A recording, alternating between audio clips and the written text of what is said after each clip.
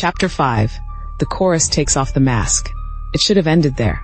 The sea takes most things and keeps them. Instead, the tide gave us gifts. The answering machine washed up beside my mailbox, belly full of a new tape, and a triangle of porcelain with a painted tear caught in a weed. They wanted me to continue, and I did, because being wanted is a trap that feels like a warm hand. The tape was a confession without names. 3 voices, layered like a dirty harmony. The first was a girl, young and bright with a podcast smile. We don't hurt people. We curate outcomes. The second was a boy with that false laugh local boys wear when they learn how needles work. We give them catharsis. The third was a whisper that could be anyone. We don't exist unless you talk about us. Rowan and I set up a trap because we had consumed enough narratives to think we could author one. We borrowed the Ravine keys from a janitor who wanted a selfie. We strung fishing line across aisles and taped bells to the lines so we'd hear a body's path. We arranged sodium lamps from the marina around the screen, so anyone who stepped too close would be bathed in nuclear light. I wore a mic. I dressed like a version of myself that looked brave. They came like they knew the cues. 3 figures in porcelain.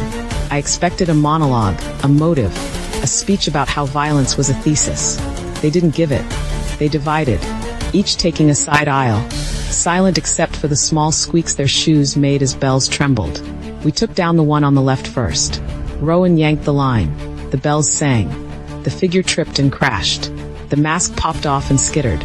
Under it, Gav, the film club president, eyes glassy, mouth clamped on a bite guard like he expected to be hit and intended to keep his tongue. He said, "You don't get it. I'm not." And then something glinted near the ceiling and the sodium lights exploded, showering us with hot glass and darkness. When the sparks cleared, a new light took the stage. A ring light, wheeled in on a tripod. The girl's mask came off in that glow, and for a second, she looked like a saint of bad decisions. Nell. She lived 2 houses over, ran a horror podcast, a sweet thing who always lent me sugar. Her face was both beautiful and desperate. "We can save your story," she said to me. "They'll call you the harbor survivor. We'll frame it. We'll make you a myth. It's what you want." Behind her, the third figure lifted the porcelain to its mouth like a kiss. But I saw the hand.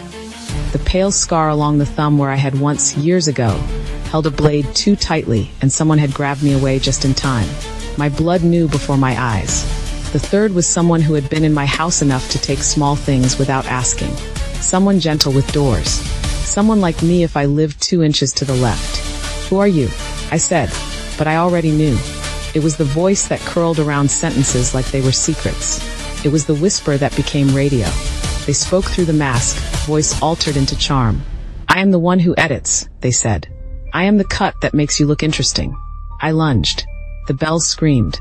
Rowan tackled Nell. Gav writhed, calling my name like we were still in the same club. The fight wasn't symmetrical. It wasn't heroic. It was ugly and sticky and loud. In the end, one truth sat between us. They didn't mind if they died as long as they made an ending. I didn't grant them that. I gave them a rest instead. Officer Lynn came as if conjured, hands steady now, mouth grim. He cuffed Gav and Nell while the third figure slipped away through the little door near the stage that leads to the alley. The porcelain face turning once, just once, to memorize my outline. "That one," I told Lynn, breathless. "The editor. That's the one." "I didn't see a third," he said. He looked at my face as if searching for a mask I might be wearing.